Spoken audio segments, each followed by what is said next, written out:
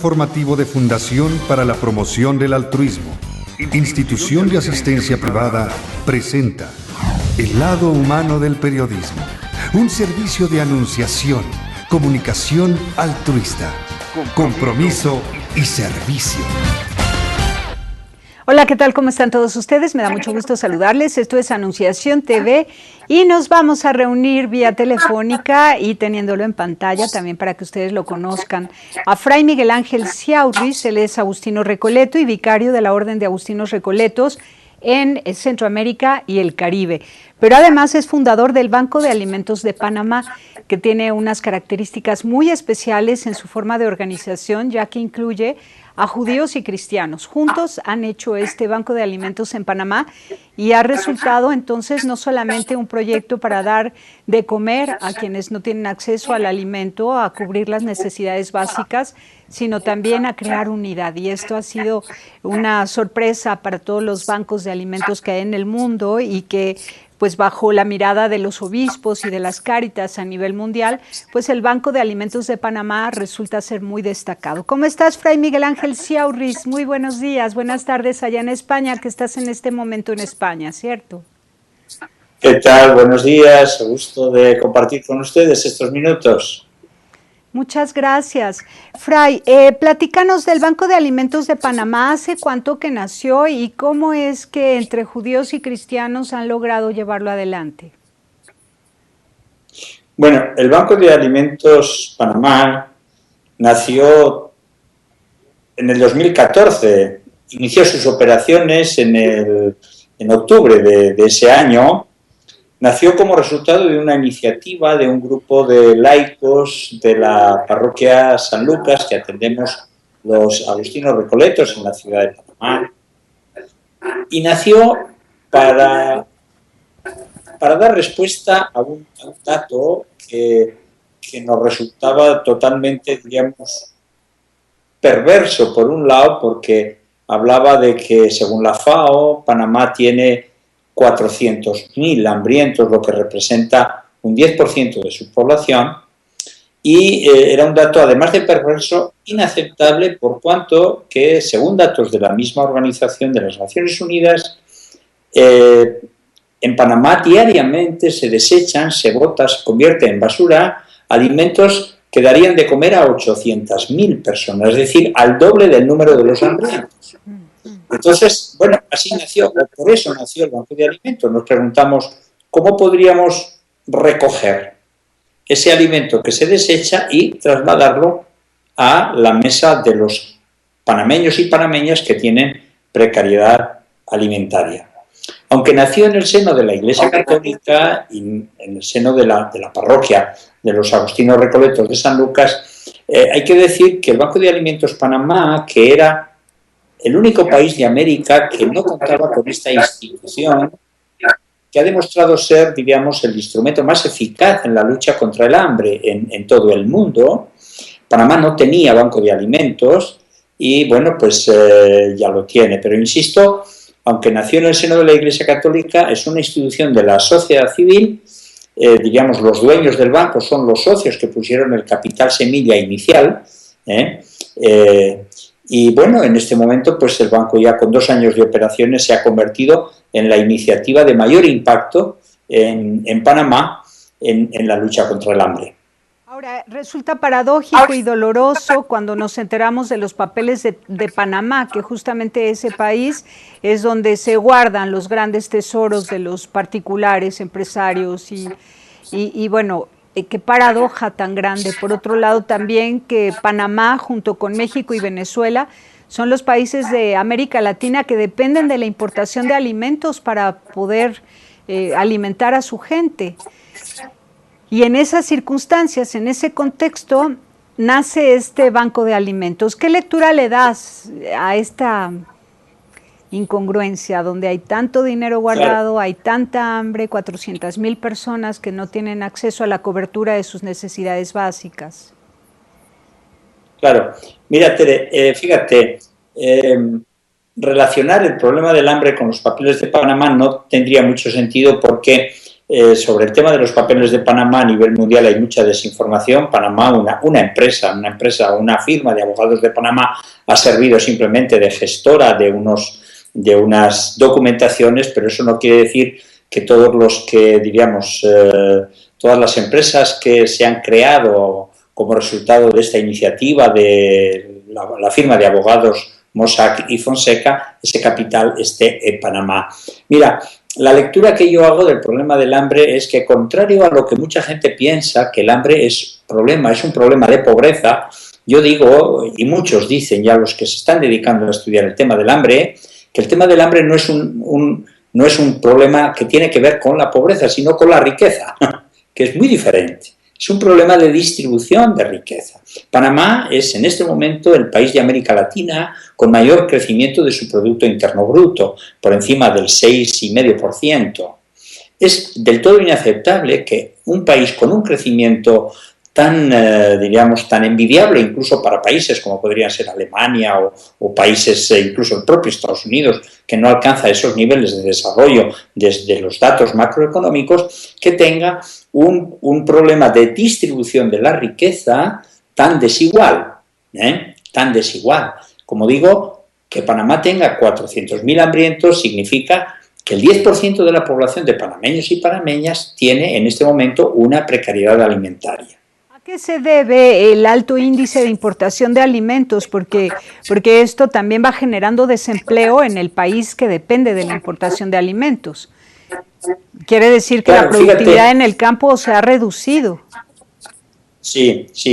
Lo que pasa es que Panamá es un país de distribución. Su situación geográfica, toda la economía de Panamá funciona en torno al canal, ahí en torno a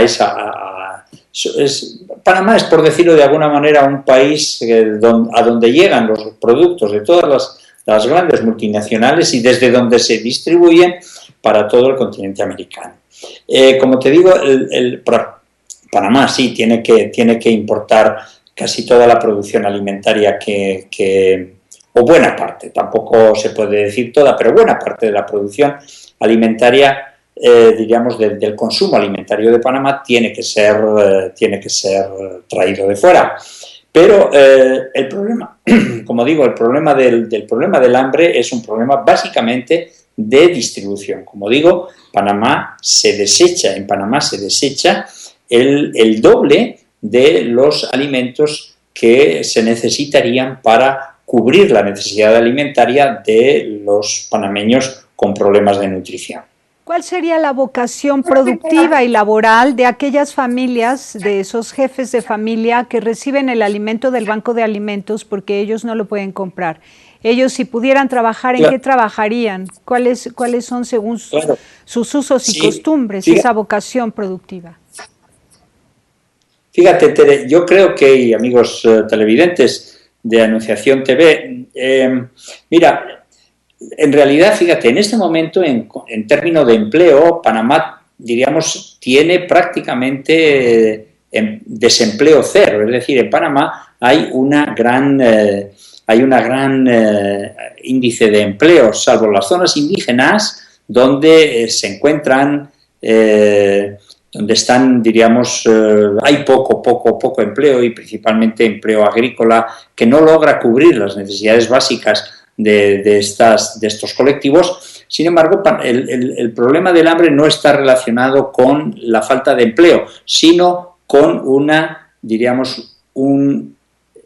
salario ínfimo, un salario que no logra cubrir las necesidades básicas alimentarias de una familia, por ejemplo. En este sentido, yo creo que el Banco de Alimentos no solamente es una institución que lucha contra el hambre en sí misma, sino que a la vez es una institución que lucha contra la pobreza. Voy a poner un ejemplo. Mira, el Banco de Alimentos Panamá se nutre de las donaciones que nos dan las grandes cadenas alimentarias, los supermercados, que nos donan aquellos productos que ellos no pueden comercializar, o bien porque ya no tienen una buena presencia y nadie los cogería de las estanterías, de los anaqueles de los supermercados, o que están cercanos a caducar, que por tanto tampoco la gente por eso los compra, entonces eso es lo que nos donan.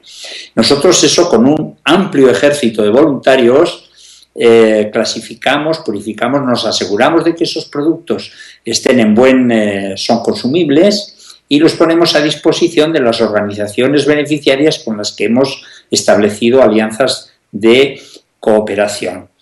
¿Cuál es, diríamos, en qué se nota la lucha contra la pobreza de la que te hablo? Pues mira, imagínate tú, con $100 que tú puedas ir a un supermercado a comprar comida, esa misma comida en el Banco de Alimentos Panamá tú la vas a poder adquirir por $10, por $15, ¿verdad? Si tú tienes unos ingresos mensuales en tu familia, vamos a poner un salario de un padre de familia de $500, pues el gasto que tiene que hacer para la alimentación pueden ser casi $400. Le quedan 100 nada más que para cubrir necesidades como el pago de la luz, comprar la ropa, cubrir necesidades de salud, etcétera, etcétera.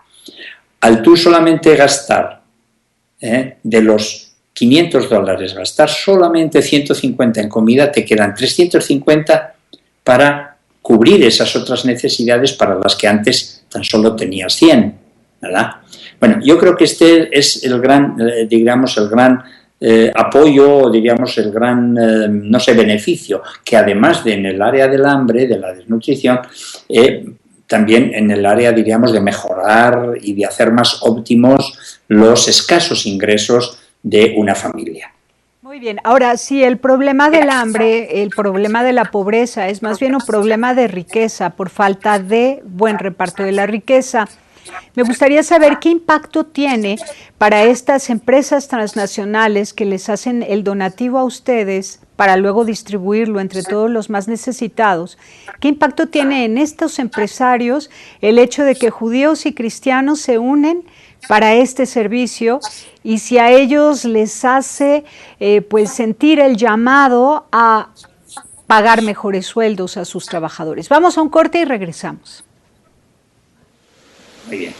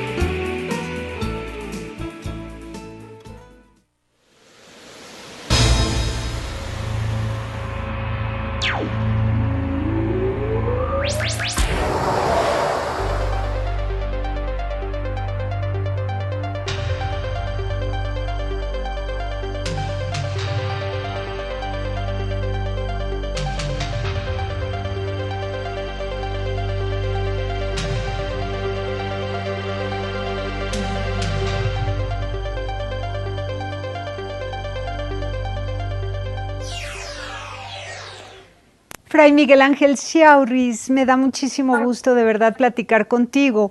Y dada la situación de Panamá, su contexto, la situación económica que tiene, este índice tasa cero de desempleo, pero sueldos bajísimos y un Producto Interno Bruto que crece en más del 6%, esto llama muchísimo la atención y yo quisiera saber si estas transnacionales se sienten interpeladas, porque el esfuerzo de miles y miles de voluntarios en esa comunión judíos y cristianos para alimentar a aquellos que sí trabajan pero que no ganan lo suficiente para pagar su alimento y todos los demás pues bienes que necesitan para crecer, ¿les interpela para aumentar el sueldo a los trabajadores?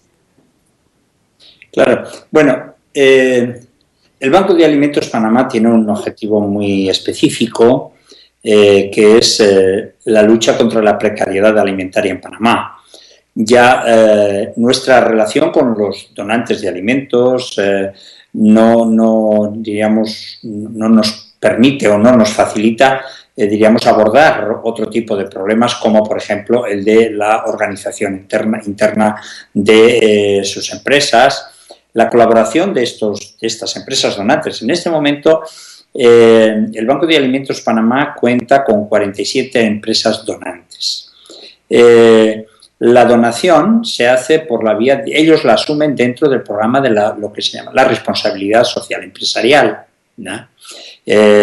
Incluso la mayoría en este momento, la mayoría de esa enorme batería de voluntarios que cuenta el Banco de Alimentos son empleados de las propias empresas a quienes la empresa les paga una jornada laboral o una de las jornadas laborales mensuales en la empresa la destinan a trabajar al banco cubriendo el salario de esa jornada directamente desde su empresa. Obviamente esto le da a la empresa pues obtiene una imagen social de persona de institución preocupada por el bienestar del pueblo, bueno, todo lo que entendemos y ya sabemos en qué consiste la responsabilidad social empresarial. Las empresas donantes, al donar las cantidades que sean de sus alimentos, estamos hablando de cantidades, de verdaderas cantidades enormes. Por ejemplo, en los primeros 5 meses del año, el Banco de Alimentos Panamá ha distribuido 50 toneladas de alimentos. 50 toneladas de alimentos que es una cantidad descomunal realmente. Sí. ¿No? ¿A cuántas personas le llega esa ayuda? Bueno, en este momento el Banco de Alimentos Panamá atiende a una población a través de 172 organizaciones alimentarias. El Banco de Alimentos Panamá alimenta alrededor de unas 32.000 personas. Esto significa que en 2 años esas 400.000 personas con precariedad alimentaria han sido reducidas, hay ahora 32.000 panameños con menos precariedad alimentaria, por lo menos, ¿verdad? Esto significa o ha tenido ya un impacto en 2 años de un 6% de la reducción alimentaria. Pero quería insistirte mucho en el tema de que a la pregunta tuya inicial de si el Banco de Alimentos Panamá influye o interviene un poco en mejorar las relaciones laborales internas de las instituciones que nos donan con sus trabajadores, realmente, como te digo, ahí no es un poco nuestra tarea y, de hecho, no son estas empresas las que tienen entre sus empleados a las personas con precariedad alimentaria.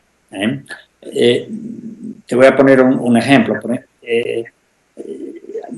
Además del programa de alimentos, de ayuda alimentaria, de distribución a esas 172 organizaciones que tienen programas de ayuda alimentaria, el Banco de Alimentos Panamá tiene un programa infantil, un programa de asistencia a la infancia que se llama Desayuno para Mejores Días, que consiste en asegurar la primera comida del día a 1.600 niños en las escuelas de las zonas indígenas. Es decir, por ejemplo, la Orden de Agustinos Recoletos tenemos una misión en la costa atlántica de Panamá, allí metidos un poco en la selva de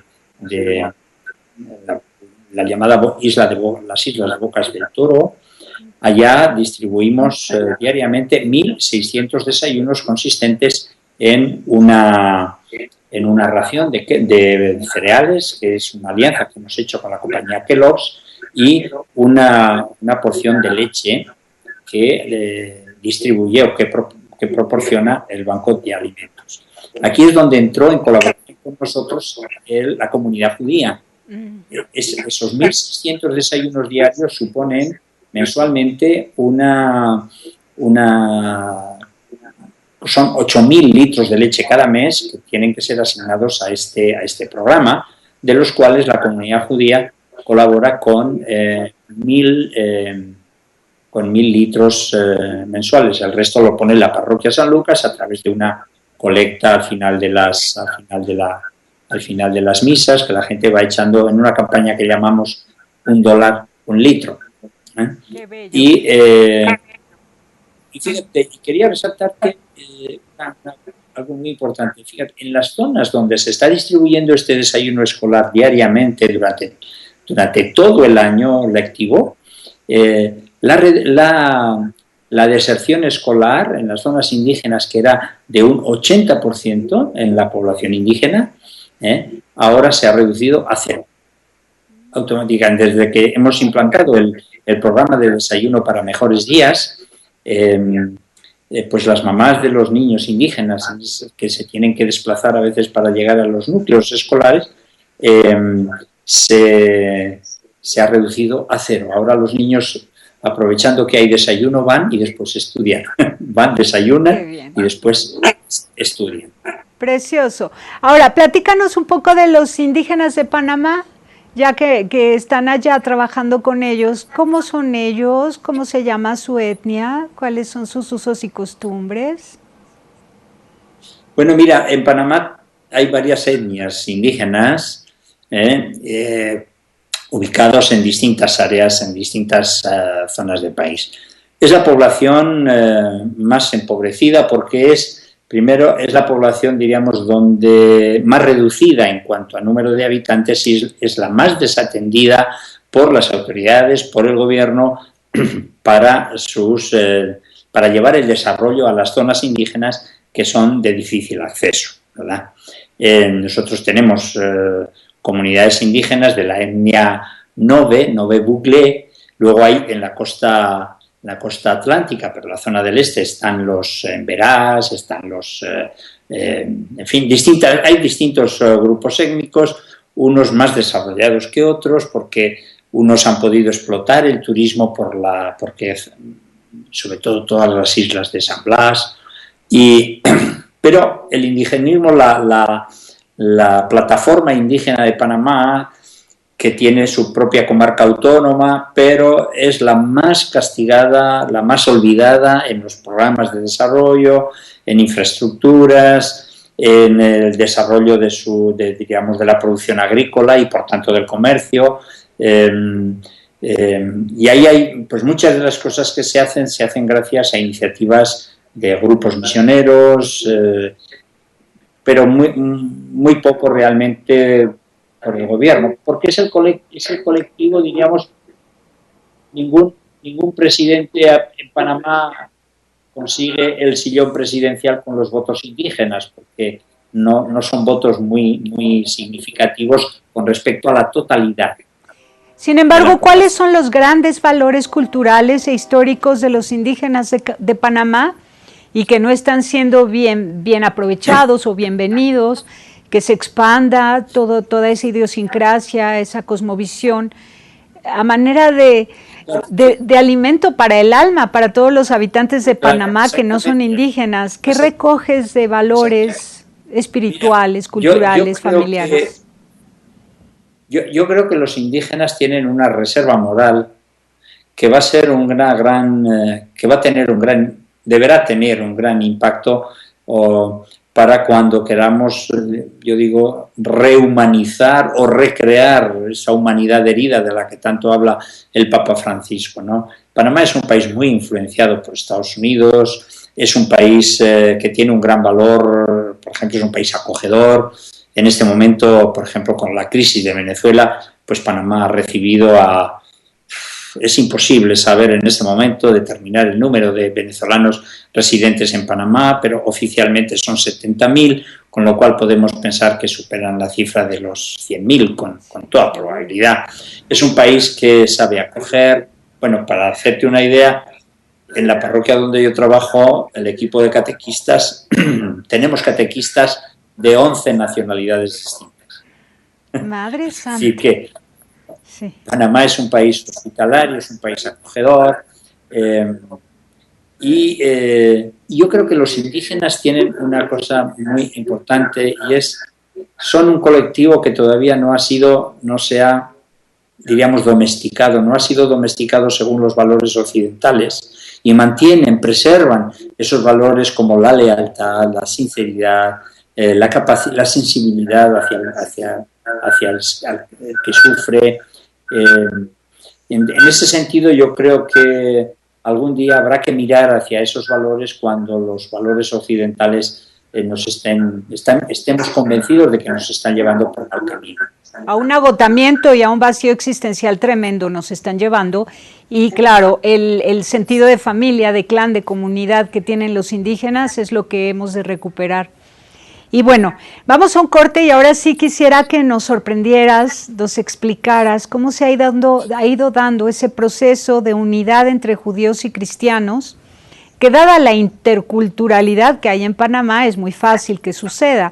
Sin embargo, es algo que sí distingue al Banco de Alimentos de Panamá respecto de los demás bancos de alimentos. En este caso no solamente es la Iglesia Católica, sino que se ha unido a la comunidad judía, y ya no solo para efectos del Banco de Alimentos, sino para hacer algunas celebraciones, cursos de desarrollo humano, momentos de oración, en fin, platícanos después de un corte. Regresamos. ¿Cómo no?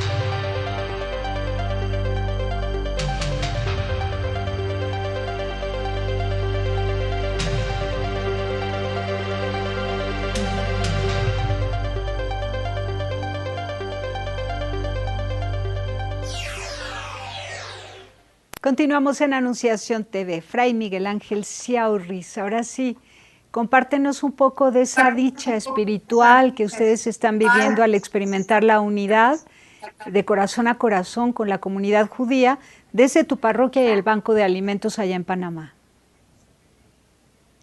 Sí, este es un tema que nos tiene muy ocupados y en el que estamos también muy esperanzados. Mira, yo estoy convencido de que el diálogo interreligioso en el camino doctrinal no tiene muchas esperanzas de progresar. Creo que donde el diálogo interreligioso y incluso el ecumenismo dentro de los movimientos cristianos, por donde tiene que avanzar es en el camino de la solidaridad. Es decir, el corazón de todos es el corazón de un Dios Padre, llamémosle como le llamemos, y es un corazón en el que nos sentimos adoloridos y sensibles ante el sufrimiento y el dolor de los que lo están pasando mal. Por tanto, ahí no necesitamos discutir de nuestros principios doctrinales para ponernos de acuerdo en que aspectos como el hambre, por ejemplo, es una tarea de todos. Entonces, en este sentido, diríamos, dentro del territorio parroquial de la parroquia San Lucas, en la que yo trabajo como párroco, tenemos también una congregación, la congregación Kol Sherit Israel de la comunidad judía, que en estos días se estaba celebrando los 140 años de presencia en Panamá. Gracias a la buena relación y al buen talante del rabino de esta congregación, el rabino Gustavo Kraselnik, un argentino, pues muy argentino él, pues hemos establecido una relación fraterna, una relación de amistad que se ha materializado en una relación de colaboración. Ellos se sintieron muy implicados y muy interesados en el Banco de Alimentos Panamá. Como te digo, asumieron este compromiso de ayudar con 1.000 litros cada día o cada mes, para el programa Desayuno para Mejores Días, pero además, pues varios de sus comerciantes y de la gente de ellos, pues que tienen o supermercados o empresas distribuidoras de alimentos, pues también hemos establecido con ellos alianza de cooperación.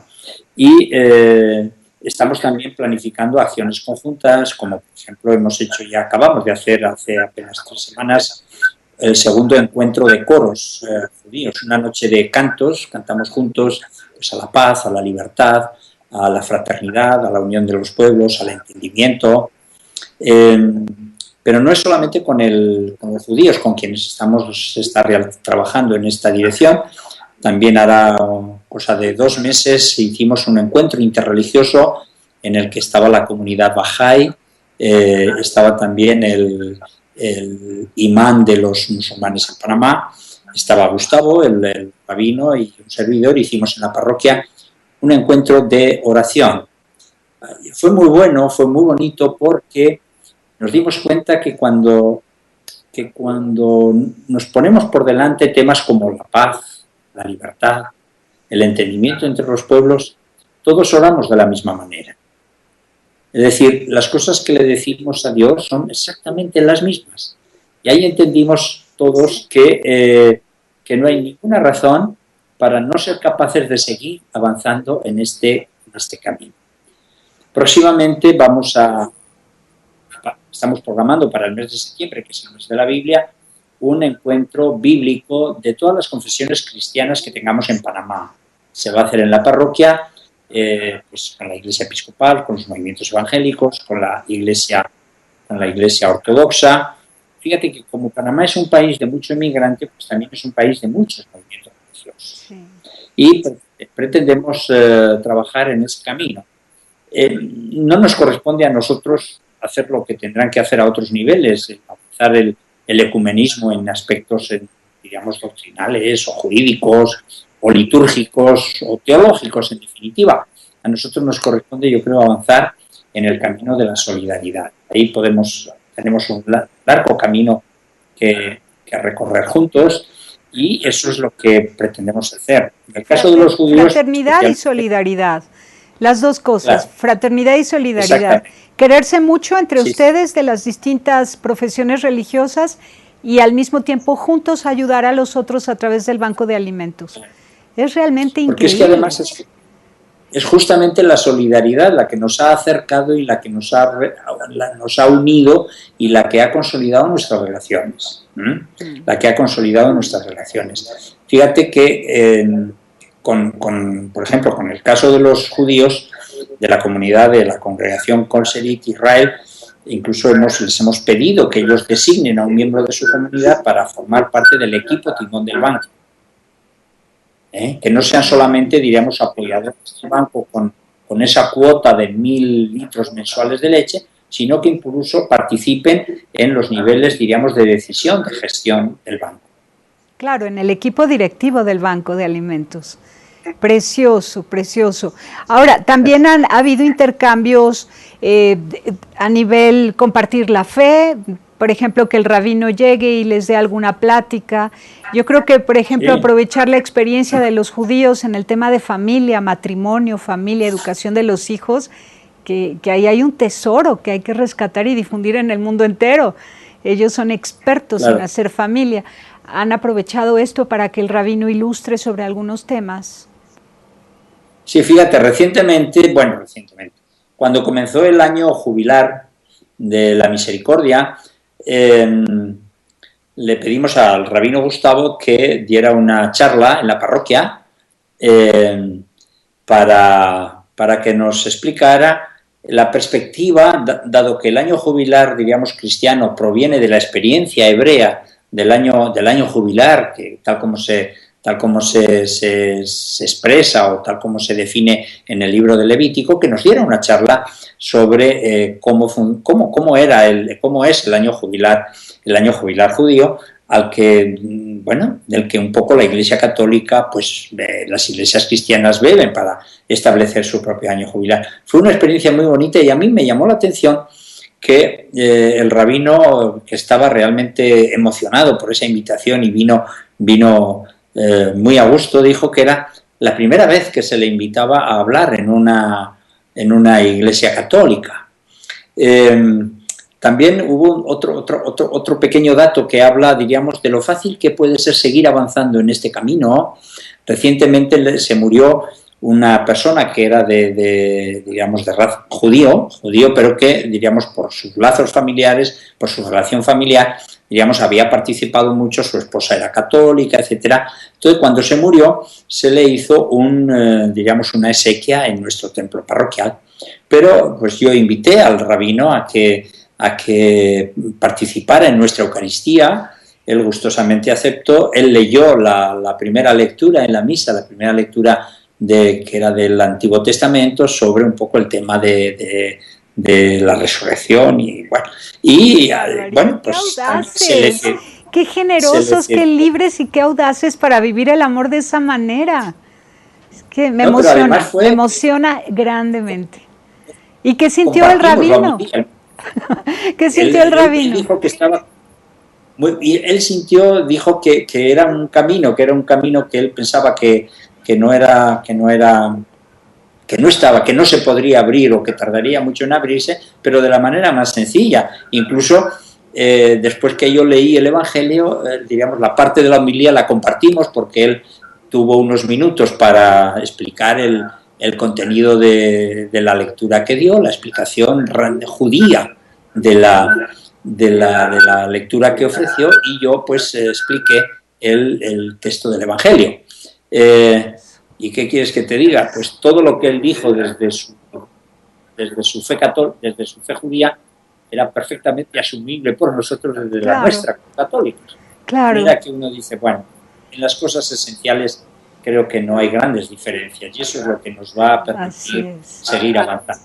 Así es, me encanta, celebro que lo estés haciendo y que esto lo puedas compartir, porque al menos la Orden de Agustinos Recoletos pondrá mucha atención en todo lo que puedas contar de estas experiencias compartidas con la comunidad judía, y a nivel pues solidaridad social, a nivel espiritual, a nivel formativo, a nivel oración, a nivel todo, están en todos los campos compartiendo.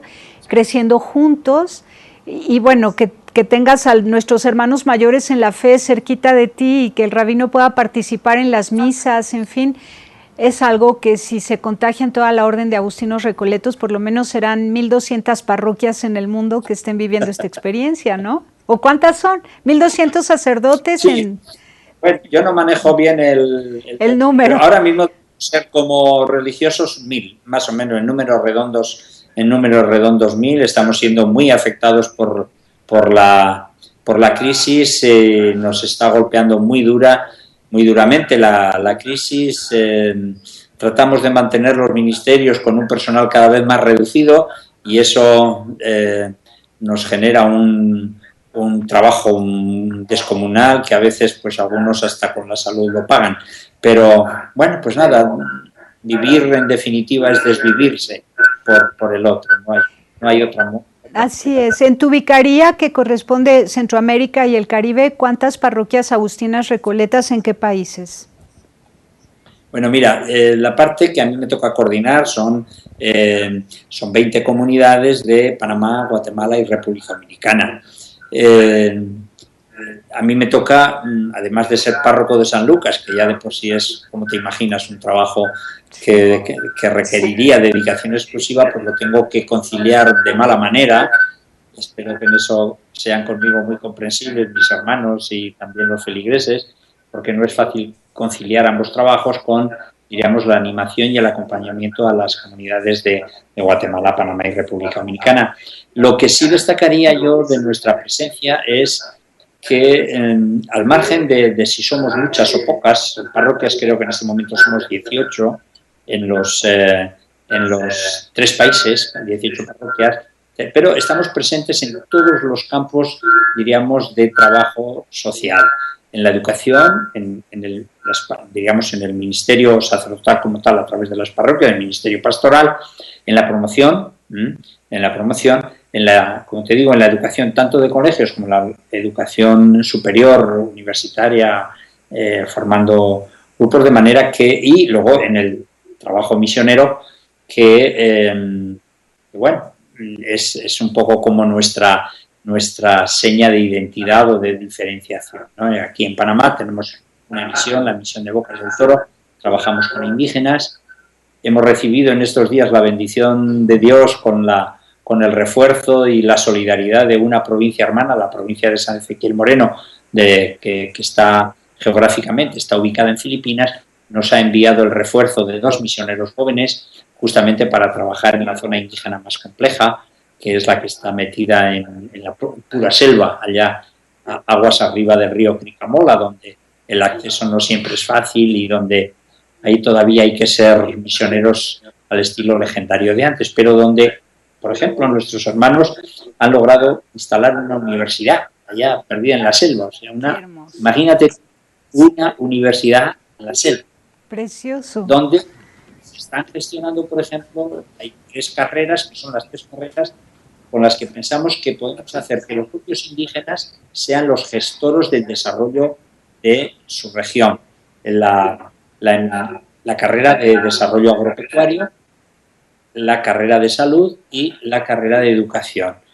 Con esas 3 carreras presentamos disponer un plazo de...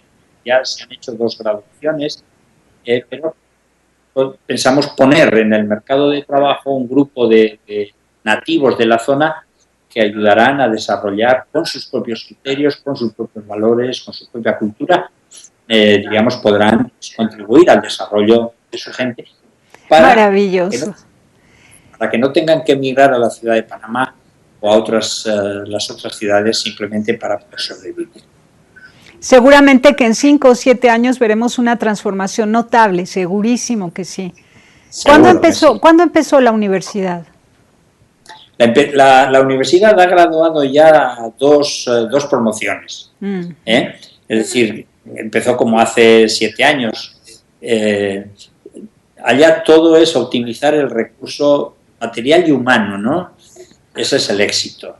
Logramos construir un colegio, que es el Colegio San Agustín, que en la mañana pues, da educación a más de 1.200 niños de las zonas indígenas que bajan desde las montañas todos los días, y en la tarde-noche damos educación a los indígenas adultos. El nivel de analfabetismo pues es tremendo, pero ya se ha reducido significativamente, y en la noche, diríamos también, se dan esas carreras universitarias. Hemos hecho un acuerdo con la Universidad de Panamá por la que ellos, diríamos, asignan profesores que viven en nuestra comunidad indígena por los tiempos que dura el curso. Excelente. Fray, pues me ha encantado platicar contigo, aprender de ti, de la experiencia de los agustinos recoletos en Panamá, en Centroamérica. Otro día podríamos hablar también con las misioneras agustinas recoletas que tienen en Guatemala precisamente, y que tú también velas por esa zona en Guatemala. Un semillero de misioneras agustinas recoletas, es impresionante. Sí. Como ahora vestidas de guatemaltecas van por todo el mundo haciendo obras de beneficio social en distintos países. Pues muchísimas gracias. Sí. Y de dominicanas, por ejemplo, yo he trabajado muchos años en República Dominicana, y de la parroquia donde atendía, casualmente, ahora en este momento hay ya tres agustinas misioneras, agustinas recoletas. Yo le decía el otro día a la provincial, mire, no voy a permitir que ninguna joven vaya para ustedes hasta que ustedes no funden una comunidad en República Dominicana. Esa es la mejor forma de hacer semilla vocacional.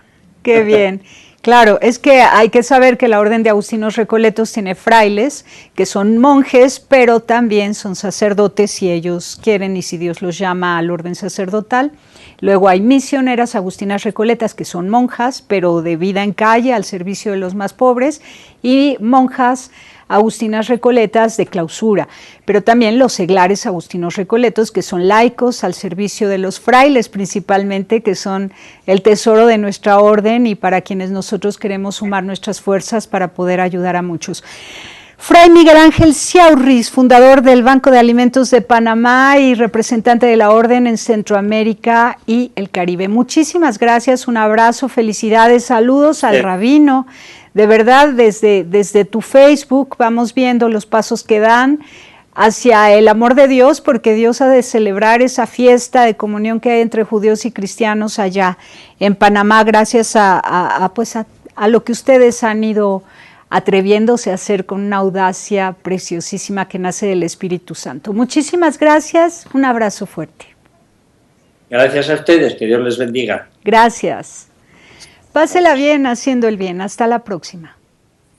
Adiós, adiós. Sí hay soluciones. Aquí, en el portal informativo de Fundación para la Promoción del Altruismo, Institución de Asistencia Privada. El lado humano del periodismo. Un servicio de anunciación, comunicación altruista. Participa en Facebook, Todo México Somos Hermanos, y síguenos en Twitter, @somos_hermanos.